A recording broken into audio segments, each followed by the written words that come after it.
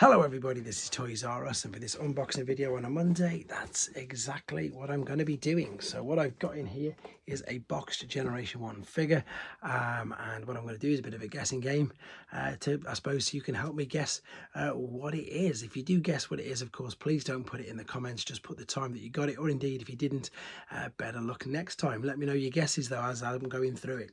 Right, so with this particular figure, it is a Generation 1 original figure, and it is a boxed version of a Generation 1 figure. It's just a boxed variant that I haven't got. That's probably the best way to put it. The toy itself, or the figure itself, shall we say, as a child I didn't like it much at all. Really didn't like it, and to be honest I don't think I owned it as a child because I didn't like it that much at all. However, as you get older you come to appreciate more figures, and indeed I like it now. I like the figure. It was, as I say, released in 1984, but I'm going to touch on that in a second. But before that, it was a pre-transformer, so it was a Diaclone figure.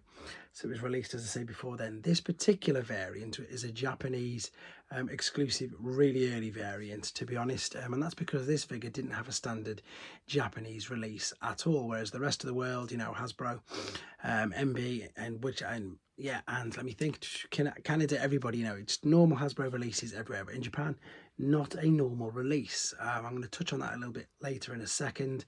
Even though it's such a popular character, the character is huge. In the comics, he had such a huge role. In the cartoons, he had a huge role. He's had so many, he really has had quite a few updates over the years, through the generations, through the Chug line, loads and loads of them. He's had a masterpiece figure. Yeah, really popular character, and again, he's one of these figures that they just keep upgrading. When you get your Chug figures and everything, I'm looking right in front of me now, and I can definitely see, let's just say, what I've got since they started Siege. So what's that, 4 or 5 years ago? Maybe five of him. That's sort of how big a character he is. I'm just looking around now. I think I could be right. It's a lot anyway. It's a lot. But the reason why this figure is so special, as I say, it was basically a mail away in Japan.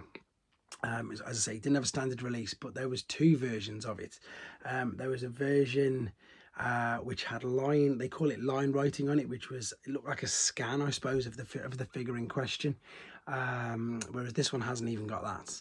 So this one would have come out probably like a year or so later. It wouldn't have been a 1984 straight away, with the fact that it was a mail away, even though the figure itself is incredibly yeah, popular. So I think they're probably giving away too many clues, to be honest. And I suppose the newest version of him is very, very current, incredibly current. But if I show you the box, you're not going to have a clue anyhow, so it's brilliant. So it's not going to give too much away, but it is this. This is the very, very first, or one of, not the, that sounded terrible. It's one of the very first Japanese versions of a Generation 1 Ratchet figure.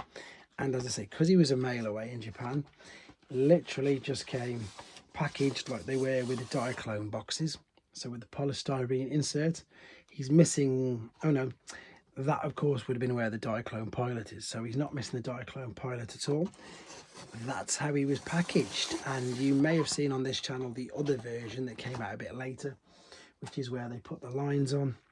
And that indeed is his main mail away version. So I've got the earliest mail away version and this, and yeah, I think I need to do an updated Ratchet video for you guys soon anyway. So did you get it? Let me know in the comments. Take care.